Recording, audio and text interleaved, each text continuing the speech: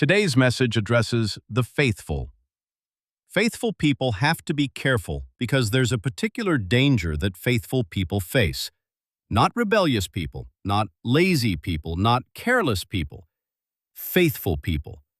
The ones who show up, the ones who care, the ones who answer when people call, the ones who volunteer, the people who carried the weight, the ones who stay late, arrive early, and make sure everyone else is okay. The danger is not that faithful people will stop serving God. The danger is that they will become so busy serving God that they stop listening to Him. Many of us were taught the value of responsibility, sacrifice, commitment, hard work. Yes, those things matter. Scripture honors diligence. It honors faithfulness. It honors perseverance. But there's a subtle shift that can happen when obedience is replaced by obligation. When what began as a response to God's voice slowly becomes a response to people's expectations. When what began as calling becomes duty. When what began as worship becomes performance. And the frightening thing is that from the outside, nothing looks wrong. You're still serving, still giving, still helping, still attending. You're still carrying responsibilities at work, church, home, and in the community. Yet somewhere deep within, frustration begins to grow. Fatigue begins to settle in. Joy starts to diminish. You feel pulled in 100 directions, and yet somehow you feel guilty whenever you say no. That's often the first sign that obligation has taken the place of obedience. God never intended for His children to be led primarily by demands. He intended for us to be led by His Spirit. Jesus modeled it perfectly. If there's ever been a person who's had unlimited needs surrounding Him, it was Jesus. Sick people needed healing. Broken people needed deliverance. Crowds needed teaching. Disciples needed mentoring. Religious leaders demanded answers. His family wanted attention. Yet Jesus was never controlled by the demands around Him. In Mark 1, after ministering extensively and healing lots of people, Jesus withdrew to pray. The disciples found Him and said, "Everyone is looking for you." Most of us would hear those words and immediately feel obligated. Everyone is looking for you. Everyone needs you. Everyone expects you. Everyone is waiting for you. Yet Jesus answered in Mark 1:38, "Let us go into the next towns, that I may preach there also, because for this purpose I have come forth." Notice what Jesus did not say.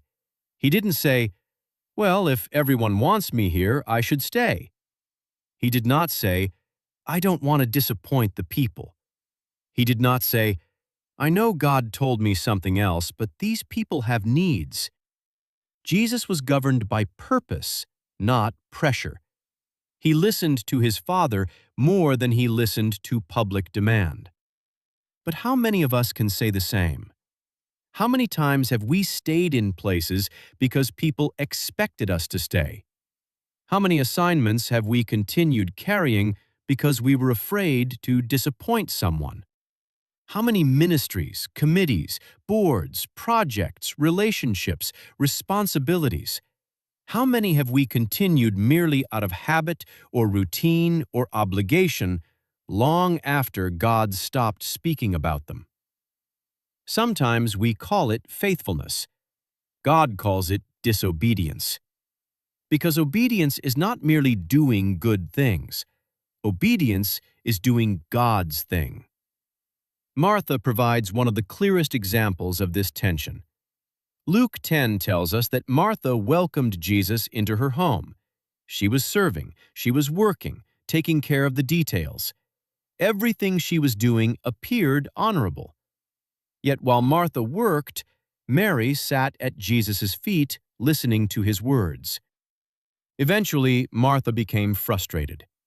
Luke 10:40 says, "But Martha was distracted with much serving." Not distracted by sin, distracted by serving. She wasn't distracted by rebellion. Martha was distracted by responsibility. The distraction wasn't with wickedness, it was by good things. Martha eventually confronted Jesus because she felt overwhelmed. "Lord, do you not care that my sister has left me to serve alone?" Many people today are asking the same question. "Lord, don't you see everything I'm carrying? Lord, don't you see how much I'm doing? Lord, I know that you have to see how exhausted I am." Jesus' answer is both compassionate and corrective. "Martha, Martha, you are worried and troubled about many things, but one thing is needed." Jesus wasn't criticizing her service. He was correcting her priorities. Listening came before labor. Relationship came before responsibility. Presence before performance. Martha was doing for Jesus, while Mary was being with Jesus. One was operating from obligation, the other operating from connection. And I believe Martha had a calling for service, but somewhere along the way, her heart and her focus shifted. When the joy leaves in serving, it's time to reconnect to the joy giver. And far too many believers are finding themselves exhausted because they're trying to sustain responsibilities without maintaining intimacy. The truth is, family can pull us away from purpose. Work can pull us away from purpose. Church can pull us away from purpose. Even ministry, if we're not careful, can pull us away from purpose. The civic organizations, community commitments, volunteer opportunities, leadership positions, all of those are good causes, but every one of them can pull us away from purpose if we are not continually listening for the voice of God. We have to realize that not every opportunity is an assignment. Not every need is your responsibility. Not every open door is God's door. Every request doesn't deserve a yes. Jesus healed many people, but he did not heal every sick person in Israel. Jesus taught many crowds, but he didn't stay with every crowd. Jesus loved everyone, but he did not give everyone equal access to his time. He was constantly yielding himself to the direction of his Father, and that's what obedience looks like. Obedience requires attentiveness. It requires flexibility. It requires surrender. And Abraham demonstrates this beautifully. God told Abraham to sacrifice Isaac. Abraham obeyed. But imagine if Abraham had become attached to the instruction more than the voice giving the instruction. At the critical moment, God redirected him. Genesis 22:11-12 says, "But the angel of the Lord called to him from heaven and said, 'Abraham, Abraham.' So he said, 'Here I am.' And he said, 'Do not lay your hand on the land.'" Abraham's greatness was not merely that he obeyed the first instruction. His greatness was that he heard the second one. Some people hear God once and then spend the rest of their lives repeating yesterday's instruction. But God is a living God who continues to speak. We have to realize the same God who says go may later say stay. The same God who says build may later say release. Maybe God told you to begin, but you have to listen to see if he says finish. The same God who says carry it may later say put that down. We must never become more committed to a previous word than to God's present voice. And this is why we desperately need Rhema. Not just what God said, but what he is saying. Not just yesterday's instruction, today's direction. Not just a memory of his voice, but a current relationship with his voice. Because many believers are operating under expired instructions. They're trying to produce fruit in seasons that God has already ended. They're fighting to keep alive what God is trying to transition. They're now carrying burdens God never assigned to this season. We have to be careful that we don't remain in roles because we once heard God, and now the people love what we do. And so we continue, but we haven't paused long enough to ask whether God is still speaking the same thing. And I want you to know, There is a profound difference between loyalty to God and loyalty to a season. The Holy Spirit is constantly leading, guiding, correcting, redirecting, revealing. But if we refuse to slow down long enough to listen, we can become incredibly productive while simultaneously becoming spiritually disconnected. God didn't call us to be driven. He called us to be led. Romans 8:14 says, "For as many as are led by the Spirit of God, these are the sons of God." Led, not pushed, not pressured, not manipulated, not guilted, but led. Perhaps the greatest invitation God is extending to some of His people right now is simply this: slow down, pause, listen, sit at my feet again. Turn down the volume of expectations. Silence the fear of disappointing people. Lay down the need to prove your worth through productivity. And stop measuring your value by how much you accomplish. We must remember that our identity is found in being His child before being His servant. The kingdom doesn't need more exhausted workers running on obligation. It needs surrendered sons and daughters moving in obedience. God's not looking for people who will merely do more. He's looking for people who will listen. And sometimes the holiest thing you can do is stop moving long. Enough to hear what God is saying comes next. Now, as we move forward into a time of prayer, let's speak our hearts to the Father. But this time, when we're done speaking, before we head off to do the next thing, let's pause for just a moment. Pause to hear Him. Pause to sense Him. Pause to see if there's a preceding word. Pause for an unction, a holy nudge, confirmation, or maybe correction. And from this moment forward, let's truly treat prayer as a conversation. Let's approach it as shared communication, knowing that God listens when we speak, and being determined to give God that same space where He can speak, and we will listen. And then we'll take it a step further. We'll obey. Father, we come before You with honest hearts.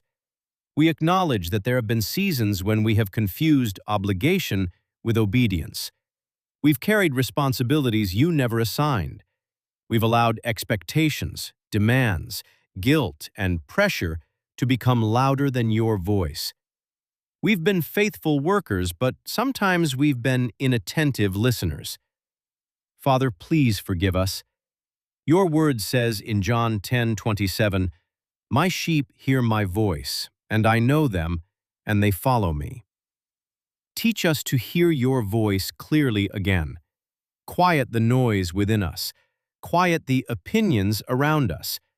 Quiet the fear of disappointing people, and help us recognize when You are speaking. Help us to hear when You are redirecting, and help us to sense when You are telling us to release the things we've been carrying. Father, create in us the heart of Mary that chooses the better part. Deliver us from the anxiety of Martha when serving becomes disconnected from sitting at Your feet. God, teach us how to labor from intimacy rather than striving. Teach us how to serve from overflow rather than exhaustion. Lord, we ask that our spirits would be more connected to You than our hearts are connected to people. Let our love for others never exceed our surrender to You. Let our desire to help people never become greater than our desire to obey You. Help us love family without worshiping them. Help us serve the church without being enslaved by its expectations. Help us work diligently without making work our master. Help us participate in good causes without losing sight of our God-given calling. Help us not to stay in a thing when Your anointing has lifted. Your word says in Proverbs 3, verses 5 through 6, "Trust in the Lord with all your heart, and lean not on your own understanding. In all your ways acknowledge Him, and He shall direct your paths."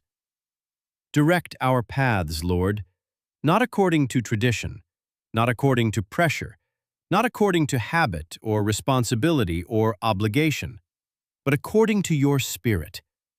Give us the courage of Abraham to hear both the first instruction and the preceding word. Give us the sensitivity to recognize when a season has changed. Protect us from becoming bound to yesterday's word when you're speaking something new today. Holy Spirit, keep our hearts soft, our ears attentive, and our hands surrendered. Teach us to yield quickly when you redirect us. Teach us to move when you say move, and to stop when you say stop. Let us never become so busy doing things for you that we stop walking with you. Above all, may our greatest desire be to please you, God. When we stand before you, let it be said that we followed your voice faithfully. We want to hear you say, "Well done, good and faithful servant." But that faithfulness, we understand that it has to be to you. Not faithful to the people, not faithful to what we've become accustomed to, but faithful to you, Lord. Not to every demand, not to every expectation, not to every opportunity, but faithful to your voice. Lord, we're listening. Please speak again. And if your voice is saying stay and continue, we will stay and continue. If your voice is saying stop or leave or turn, whatever you say, God, where you lead us, we will follow. In Jesus' name, amen. The Bible reads, "I will praise the Lord at all times. I will constantly speak his praises. I will boast only in the Lord. Let all who are helpless take heart. Come, let us tell of the Lord's greatness. Let us exalt his name together.